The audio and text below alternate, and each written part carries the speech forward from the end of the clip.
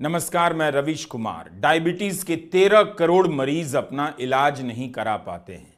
13 करोड़ की संख्या इतनी मामूली तो है नहीं। सोचिए ये किस हाल में होंगे, इलाज नहीं करा पाने के कारण इन पर क्या बीत रही होगी, इनकी दूसरी बीमारियां कितनी विकराल हो गई होंगी। मेडिकल रिसर्च की पत्रिका लांसेट की यह रिपोर्ट देखकर ठिठक ही गया कि डायबिटीज के 13 करोड़ मरीज इलाज नहीं करा पा रहे हैं। एक रिसर्च में देखा गया है कि भारत में डायबिटीज के मरीजों की संख्या 44 करोड़ से ज्यादा है। इस हिसाब से तो इलाज ना कराने वाले मरीजों की संख्या बहुत बड़ी हो जाती है। क्या इतनी गरीबी है इस देश में, या फिर इलाज तक पहुंचना आज भी आसान नहीं? हर मरीज के दायरे में डॉक्टर ही नहीं है। भारत में तमाम रिपोर्ट आपको मिल जाएंगी जिनमें बताया जाता है कि डायबिटीज के मरीजों की संख्या लगातार बढ़ती ही जा रही है। इस पर हमारी बातचीत से क्या ही फर्क पड़ेगा, लेकिन बात तो करनी पड़ेगी। फर्क इसलिए नहीं पड़ेगा कि हमारी रिपोर्ट में कुछ कमी है, ऐसा नहीं है। इसलिए फर्क नहीं पड़ेगा कि लोग बटेंगे तो कटेंगे टाइप के नारों में व्यस्त हैं। नहीं तो लोग ऐसी खबरों को हाथों हाथ लेते और इतनी चर्चा करते कि सरकार की नींद उड़ जाती। धर्म की राजनीति में आप लोगों को इतना गर्व मिल रहा है, फिर भी टेंशन से डायबिटीज हुआ जा रहा है। समझ नहीं आ रहा इस आध्यात्मिक और सांस्कृतिक रूप से उन्नत भारत में, जहां पिछले कई साल से और अगले कई साल तक के लिए अमृत काल आ चुका है, शुरू हो चुका है, उस भारत में पाश्चात्य जीवन शैली के तनावों से उत्पन्न होने वाली यह बीमारी कैसे बढ़ती जा रही? समस्या कहां है? क्यों 13 करोड़ लोग डायबिटीज का इलाज नहीं करवा पा रहे हैं? किसी को यह भी सर्वे करना चाहिए कि डायबिटीज के मरीज किसे वोट करते हैं। यह बड़ा जरूरी सवाल है। राजनीति जिस तरह से खास मतदाता वर्ग को धर्म के नाम पर झूठी उम्मीदें और असुरक्षा के आधार पर फंसा चुकी है, उसे आप डायबिटीज के मरीज के मनोविज्ञान से थोड़ा सा समझ तो सकते हैं। डायबिटीज के मरीजों का मनोविज्ञान भी यही है। जो भी झूठी उम्मीद बेचेगा उसी के चक्कर में फंस जाते हैं। जबकि एक भारत ऐसा भी है जो अपने डॉक्टर से इलाज कराने के अलावा डायबिटीज के मामले में पड़ोसी से भी इलाज करवाने लगता है। जिस पड़ोसी को रत्ती भर पसंद नहीं करते, लेकिन जैसे ही डायबिटीज दूर करने की गारंटी वाले बाबा या दवा का पता बताता है, वो सबसे अच्छा दोस्त बन जाता है। यह ऐसी बीमारी है जो डॉक्टर को भी मरीज बना देती है और मरीज को डॉक्टर ही मरीज से गिड़गिड़ा रहा होता है या उस पर शक कर रहा होता है कि सामने बैठा मरीज उसकी दवा ले रहा था या किसी बाबा की दवा ले रहा था। डायबिटीज के डॉक्टर के केबिन के बाहर देखिएगा, इतनी भीड़ लगी होती है। बल्कि लीवर से लेकर हार्ट तक के डॉक्टरों के केबिन के बाहर जाइए, वहां जो भी मरीज मिलेंगे उनमें से ज्यादातर डायबिटीज के कारण ही वहां पहुंचे होंगे। मरीजों की संख्या इतनी ज्यादा हो गई है कि किसी डॉक्टर के बस की बात ही नहीं कि सबकी राम कहानी ध्यान से सुन ले और तब जाकर इलाज करे। मरीजों को देखते देखते डॉक्टर की हालत खराब है। डॉक्टर बेचारा मरीज की जासूसी करे, पुलिसिया पूछताछ करे कि दवा किसकी ली, मेरी या योगा गुरु की या बाबा गुरु की या पड़ोसी के रिश्तेदार ने जो बताई उस हिसाब से ली। मरीजों से घिरा डॉक्टर लगता है ट्रांस में चला गया है, इशारों में बात करने लगा है, बोलना लगभग कम कर चुका है। जहां दवा का नाम लिखना होता है वहां कुछ कुछ अपनी कलम से घिस देता है, जैसे किसी को पढ़ना तो है नहीं तो क्यों साफ साफ लिखने में इतनी मेहनत करें। वैसे ओडिशा सरकार ने इसी जनवरी में एक आदेश जारी किया कि डॉक्टर साफ सुथरी लिखावट में ही पर्ची बनाएं, मगर होने ये लगा है कि हर मरीज अपने शरीर को प्रयोगशाला में बदल देता है, दुनिया की सभी चिकित्सा विधियों को अपनाने लग जाता है। पता चलता है कि यह बीमारी इंसान को केवल मरीज नहीं बनाती, बल्कि विज्ञान के प्रति उसका भरोसा भी कमजोर करती चली जाती है, जिसकी भरपाई करने के लिए वह तरह तरह के प्रयोगों के हवाले हो जाता है। मार्केट ने डायबिटीज के मरीजों के इस मनोविज्ञान को अच्छी तरह समझ लिया है। अब तो अमृत काल वाले इंडिया में डायबिटीज दूर करने के लिए टूथपेस्ट भी बिकने लगा है। इंस्टाग्राम पर डायबिटीज दूर करने के दावे वाले इतने वीडियो हैं कि उन्हें देखकर ही यकीन हो जाता है कि भारत में अब केवल डायबिटीज ठीक करने वाले ही बचे हैं। जिन्हें हुआ था वो ठीक हो चुके हैं या फिर इस दुनिया से जा चुके हैं। बस बचे हुए हैं वो जो डायबिटीज ठीक करने की गारंटी देने वाले हैं, जिनके पास इस वक्त कोई काम नहीं है तो खाली बैठे इंस्टा पर रील बना रहे हैं। पता करना चाहिए कि इंस्टाग्राम पर जो डायबिटीज ठीक करने की गारंटी दे रहे हैं उन्हें डायबिटीज है या नहीं। पता चला कि बंदा अपने इलाज का खर्चा डायबिटीज दूर करने के टोटकों को बेचकर निकाल रहा है। लीवर डॉक्टर नाम से ट्विटर पर डॉक्टर सिरियक एबी फिलिप्स का हैंडल है। डॉक्टर साहब ने तरह तरह की भ्रांतियों के खिलाफ अभियान छेड़ रखा है। उन्होंने कई ऐसे दावों की पोल खोलने का दावा किया है, लेकिन भारत के मरीज सच बोल देने से झूठ का साथ नहीं छोड़ सकते। डॉक्टर साहब की इस मेहनत का सम्मान है, लेकिन उन्हें भी समझना होगा कि डायबिटीज का मरीज उनकी बातों पर कम भरोसा करेगा, अच्छे दिन आने का सपना ज्यादा देखेगा। डॉक्टर साहब जितना भांडा फोड़ करेंगे, डायबिटीज का मरीज उतना ही अलग अलग उपायों को आजमाएगा। अब देखिए, यहां डॉक्टर साहब बता रहे हैं कि एक ऐसा मरीज आया जो 6 साल से सिर्फ योग से डायबिटीज नियंत्रण में रखने का दावा कर रहा था। फिर पता चला मामला इतना बिगड़ गया कि लीवर की बीमारी हो गई। वे लिखते हैं कि पारंपरिक दवा पद्धति के प्रचलन ने आम लोगों के स्वास्थ्य पर बहुत बुरा प्रभाव डाला है, मगर डॉक्टर साहब भी नहीं जानते होंगे कि उस मरीज ने क्या क्या नहीं आजमाया होगा। हर उस पत्ते का पता लगाया होगा जिसका रस निकाला जा सकता है, हर उस फल का पता लगा लिया गया होगा जिसका बीज खाया जा सकता है, जड़ी बूटी मसाला क्या क्या नहीं आजमाया होगा। डायबिटीज का मरीज बस ठीक नहीं हो रहा है। अच्छे दिन का वादा आप डायबिटीज के मरीज से कर दीजिए, वो ट्रेन से जा रहा होगा बनारस, उतरकर आपके साथ गाजियाबाद आ जाएगा। फिर भी एक सवाल तो बनता ही है कि गारंटी के साथ इलाज करने वाले इतने लोग हैं भारत में, तब भी 44 करोड़ से अधिक लोग इस बीमारी की चपेट में हैं। मैं ये बातें इसलिए कह रहा हूं कि डायबिटीज को ठीक नहीं कर पाने की नाकामी केवल डॉक्टरों की नहीं है, मरीजों की भी है, क्योंकि मरीज भी तो डॉक्टर बन चुका है। तो अगर इस महामारी पर काबू नहीं पाया जा सका है और इसके लिए किसी की जवाबदेही तय की जाए, तो उसमें मेडिकल साइंस के साथ साथ मरीजों के जीवन में मौजूद तरह तरह के साइंस को भी जिम्मेदार माना जाए। अंधविश्वास को साइंस कह देने से आपको इतना तो फायदा होगा कि व्हाट्सएप ग्रुप में अंकिल लोग हमला नहीं करेंगे। डॉक्टर साहब ने तो एक ही पढ़ाई पढ़ी है, एमबीबीएस की, जिसे आप एलोपैथी कहते हैं, लेकिन डायबिटीज का मरीज तो एलोपैथी के साथ साथ होम्योपैथी, नेचुरोपैथी, यूनानी, आयुर्वेद, तिब्बती, हर तरह के मेडिसिन का अध्ययन कर चुका है। इतनी विधाओं का डॉक्टर होता है डायबिटीज का मरीज। सबसे बड़ी बात है कि डॉक्टर की पढ़ाई तो 10-20 साल पुरानी हो चुकी होती है कॉलेज की।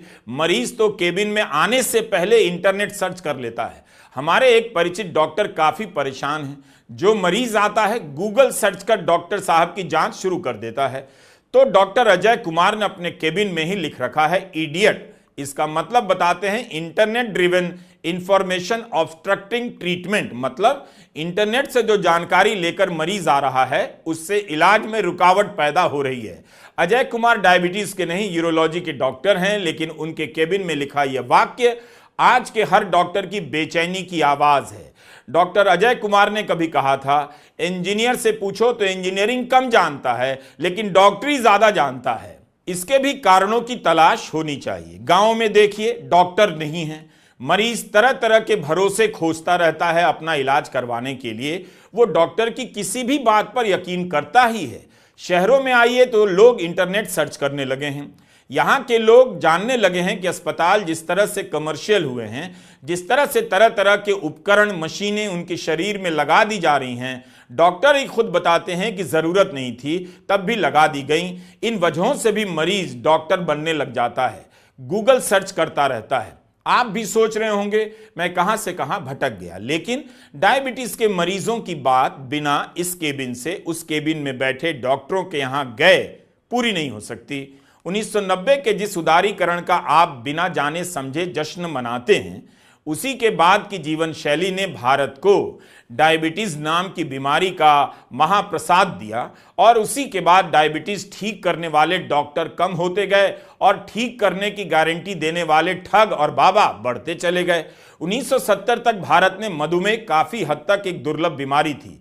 1972 में ICMR की एक रिपोर्ट से पता चलता है कि उस समय शहरों में सिर्फ 2% और ग्रामीण इलाकों में मात्र 1% लोगों को मधुमेह की बीमारी थी। आज की तारीख में भारत के सभी प्रमुख शहरों में 20 साल की उम्र से ज्यादा के 25% वयस्क और 50 साल की उम्र से ज्यादा के तकरीबन आधे लोगों को टाइप 2 डायबिटीज है। और ऐसा नहीं है कि ग्रामीण क्षेत्रों में स्थिति बहुत अलग है, वहां भी यही हाल है।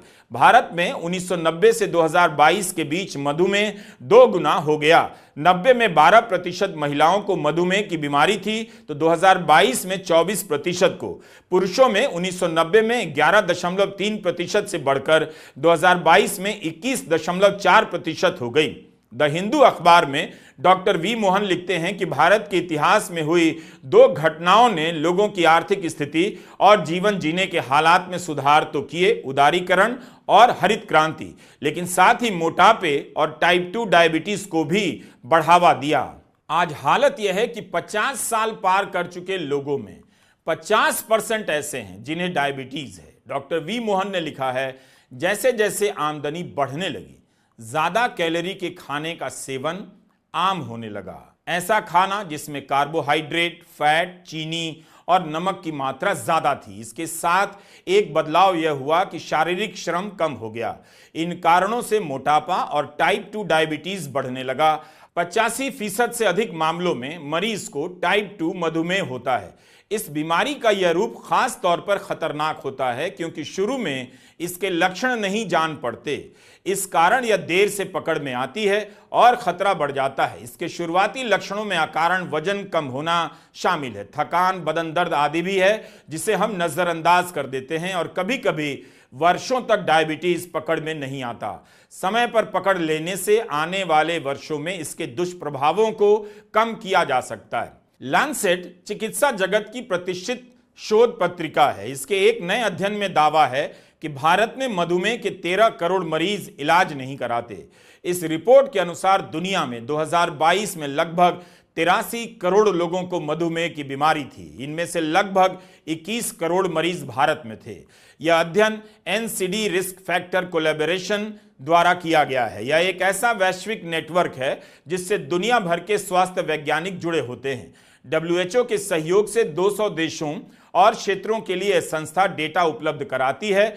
इसके अध्ययन में दिखाया गया है कि कैसे दुनिया में मधुमेह के होने की घटना में और उसके इलाज में असमानता बढ़ती जा रही है। हमने आपको अपने पिछले वीडियो में शिक्षा की असमानता के बारे में बताया था कि कैसे चीन में बेहतर शिक्षा पाने वाले छात्र बेहतर सैलरी की नौकरी पा रहे हैं और भारत में खराब शिक्षा पाने वाले छात्र कम सैलरी की खराब नौकरी पा रहे हैं। यह वीडियो जरूर देखिएगा। इसलिए अब एक और असमानता आपके सामने है। डायबिटीज के सभी मरीज इलाज नहीं करा पाते हैं। क्या इसका कारण यह है कि उनके पास पैसा नहीं? क्योंकि डायबिटीज अकेली बीमारी तो है नहीं, इसके कारण और भी बीमारियां समय के साथ आती जाती हैं। उन सब का इलाज महंगा होता जाता है। इस वजह से भी लोग पूड़िया बांटने वाले बाबाओं के चक्कर में फंस जाते होंगे। एक कारण यह भी हो सकता है कि पर्याप्त संख्या में डॉक्टर हर जगह उपलब्ध नहीं है। डॉक्टरों पर काम का इतना बोझ है कि उनके कैबिन के बाहर मरीजों को देखकर लगता है रैली होने वाली है। कई लोग जानबूझकर लापरवाही से इलाज नहीं कराते हैं, ऐसे भी होते हैं और अंत में उनकी हालत इतनी बिगड़ जाती है कि उसका बोझ, उनकी लापरवाही का बोझ उनके बच्चों पर आता है। कहने का मतलब है कि आप डायबिटीज को इन तमाम भ्रांतियों के बिना नहीं देख सकते। लांसेट की रिपोर्ट में कहा गया है कि कम आमदनी वाले और मध्यम वर्गीय आय वाले देशों में ऐसे वयस्कों की संख्या बढ़ती जा रही है जिन्हें डायबिटीज है। चिंता की बात है कि नौजवानों को भी यह महामारी चपेट में ले रही है। तरह तरह की जानलेवा बीमारियों और जल्दी मरने का खतरा बढ़ रहा है। बीमारी का प्रसार तो हुआ है लेकिन इसके इलाज का कवरेज उस रफ्तार से नहीं बढ़ा। जैसे 1990 में डायबिटीज की शिकार 21% महिलाओं को इलाज मिल रहा था, जो 2022 में बढ़कर 28% ही हुआ। मतलब आज भी मधुमेह के 3 मरीजों में से सिर्फ 1 को इलाज मिल रहा है। इस रिपोर्ट को लेकर डॉक्टर अनूप मिश्रा ने टाइम्स ऑफ इंडिया से कहा है कि हो सकता है इतने कम लोग इलाज से दूर ना हो क्योंकि मधुमेह के बहुत से मरीज एलोपैथिक इलाज को छोड़ दूसरे किस्म के इलाज लेने लगते हैं, जीवन शैली में परिवर्तन करके इससे जूझने की कोशिश करते हैं जब तक कि उनकी बीमारी और गंभीर ना हो जाए। लेकिन इस स्थिति पर तुरंत एक्शन लेने की जरूरत है।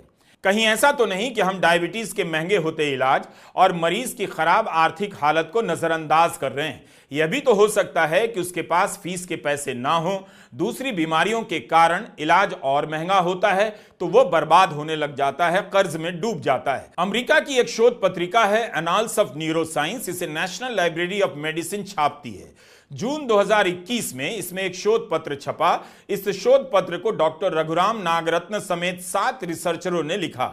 इसमें बताया गया है कि एक सामान्य मरीज डायबिटीज के इलाज पर जीवन भर में 19,45,000 रुपया खर्च करता है। हर महीने 1,265 रुपए का खर्चा आता है। क्या इतना महंगा इलाज सबके बस की बात है? इसी तरह के कुछ और शोध में बताया गया है कि एक आदमी हर साल डायबिटीज पर 35 से 70 हजार रुपया तक खर्च करता है।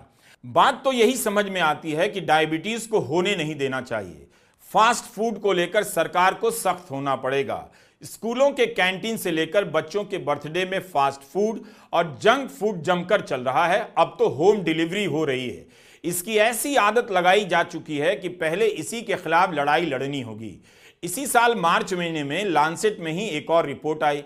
भारत में कोविड के दौरान जितने लोग अस्पताल में भर्ती हुए उनमें से 21% लोग थे जिन्हें मधुमेह था, लेकिन उसका पता नहीं था। मरीजों ने जांच नहीं कराई थी। कोविड से जितने लोग मरे उनमें से 30% से अधिक लोगों को पता नहीं था कि डायबिटीज नाम की बीमारी हो चुकी है। पता नहीं होने के कारण भी कोविड का प्रकोप भयावह हो गया। इस तरह अनडायग्नोज्ड डायबिटीज ने कोविड की त्रासदी को और जानलेवा बनाया और स्वास्थ्य सेवाओं पर दबाव डाला, यानी अस्पतालों में भर्तियां ज्यादा हो गईं और बहुत लोगों को इलाज नहीं मिल सका। एक अन्य रिपोर्ट के अनुसार 2022 में भारत में 20 साल से 79 साल की उम्र के लगभग 6.5 लाख लोग डायबिटीज से मारे गए। टाइम्स ऑफ इंडिया ने डॉक्टर सचिन कुमार जैन का एक बयान अपनी रिपोर्ट में शामिल किया है। डॉक्टर सचिन कुमार जैन का कहना है कि अध्ययन बता रहा है कि भारत में पब्लिक हेल्थ की चुनौतियां कितनी भयावह हो चुकी हैं, मतलब इन्हें संभालना आसान नहीं। सोचिए, अखबारों में मधुमेह को लेकर कितने लेख आते हैं, कितने डॉक्टरों के कॉलम छपते हैं, तब भी जागरूकता को लेकर डॉक्टर सचिन कुमार जैन का कहना है लोगों में डायबिटीज के बारे में कम जानकारी है, जागरूकता बढ़ानी होगी। तो क्या अब जागरूकता पर सारा दोष डाला जा रहा है? जैसे दिल्ली में वायु प्रदूषण को लेकर जागरूकता की कमी तो नहीं है, फिर भी हर दिन यहाँ AQI बढ़ती जा रही है। AQI की रिपोर्ट छपती है, बताया जाता है आपका फेफड़ा खराब होने वाला है, कैंसर तक हो जाएगा, लेकिन तब भी लोग इस जहरीली हवा में सांस ले रहे हैं और जिए जा रहे हैं। अब तो वायु प्रदूषण को लेकर भी शोध हो चुका है कि दिल्ली और चेन्नई में इसके कारण मधुमेह बढ़ने लगा है। ऐसा इसलिए है क्योंकि वायु प्रदूषण का सीधा असर पैनक्रियाज यानी अग्नाशय और लीवर यानी जिगर पर होता है। डायबिटीज ऐसी बीमारी है कि इसके इलाज के चक्कर में आदमी कई अस्पतालों और डॉक्टरों को लेकर जागरूक हो जाता है। वो जितने धक्के खाता है उस कारण भी वह दूसरे उपायों की तरफ भागता है। दिल्ली की यह जहरीली हवा इस बात का प्रमाण है कि आप कितना भी भयंकर डेटा छाप दीजिए, पब्लिक को कम असर पड़ता है, लेकिन जैसे ही आप बटेंगे तो कटेंगे टाइप का नारा देंगे, वही पब्लिक मैदान में जमा हो जाएगी कि हमें बटना नहीं है वरना कट जाएंगे। क्या इस तरह के सांप्रदायिक नारों के खिलाफ कोई जागरूकता फैला सकता है? यही कारण है कि कई बार जागरूकता की कमी का जिक्र संतुष्ट नहीं करता और भरोसा पैदा नहीं होता कि इसके हो जाने से चीजें ठीक हो जाएंगी। जागरूकता भी अपने आप में एक चुनौती है। अलग अलग चिकित्सा पद्धति का मजाक नहीं उड़ा सकते। उनके बीच सामंजस्य कितना है, किसकी बात ज्यादा प्रामाणिक है, यही तय करने में कई दशक बीत जाएंगे। इसका फैसला कौन करेगा कि वैकल्पिक चिकित्सा विधि से इलाज संभव नहीं है, एलोपैथी से ही है? इसी झगड़े में यह देश अगला 50 साल निकाल देगा। अब अगर आपके सामने इस तरह की रिपोर्ट रखी जाए कि पिछले 10 साल में किस तरह की स्वास्थ्य नीतियां अपनाई गई और नतीजा क्या निकला, तो आप एक हैं और सेफ है का नारा देने लग जाएंगे। द वायर में प्राची साल्वे की अप्रैल 2024 की रिपोर्ट पढ़ लीजिए। इसमें बताया गया है कि विशेषज्ञों का मानना है कि मोदी सरकार के दौर में भारत की स्वास्थ्य नीति सार्वजनिक स्वास्थ्य क्षेत्र को मजबूत करने से बदलकर बीमा देने और स्वास्थ्य सेवाओं के अधिक से अधिक निजीकरण की तरफ लगातार बढ़ती जा रही है। प्राची लिखती हैं कि मोदी सरकार ने स्वास्थ्य पर खर्च को दोगुना कर दिया, लेकिन इस खर्चे को कैसे बांटा गया उसे समझना जरूरी है। 2018-19 से 2023-24 के बीच आयुष्मान भारत स्वास्थ्य बीमा योजना को 3200 करोड़ रुपए से बढ़ाकर 7200 करोड़ रुपया दिया जाने लगा। वहीं इसी अवधि में सार्वजनिक स्वास्थ्य को मजबूत करने वाले राष्ट्रीय स्वास्थ्य मिशन के बजट में मात्र 17% का इजाफा हुआ। 30,600 करोड़ से बढ़कर 35,900 करोड़ ही हुआ इसका बजट। विशेषज्ञों के तर्क हैं कि इस बदलाव का स्वास्थ्य सेवाओं की पहुंच और समानता पर असर पड़ा है, क्योंकि बीमा कंपनियां हर तरह का खर्चा नहीं देती और लोगों को अपनी जेब से खर्चा देना पड़ जाता है। मधुमेह पर अंतहीन रिसर्च है, इसलिए आप इंटरनेट से पढ़कर इसका इलाज नहीं करा सकते, तसल्ली जरूर दे सकते हैं। इस बीमारी से लड़ने का अच्छा तरीका तो यही है कि इसके आने से पहले ही लड़ाई शुरू कर दीजिए। कई लोगों ने अपनी जीवन शैली बदलकर यह लड़ाई जीती भी है। टाल मटोल की बातों से, खोखले वादों से, नारों से आप डायबिटीज से नहीं लड़ सकते। यह बीमारी नहीं है, महामारी है। नमस्कार, मैं रवीश कुमार।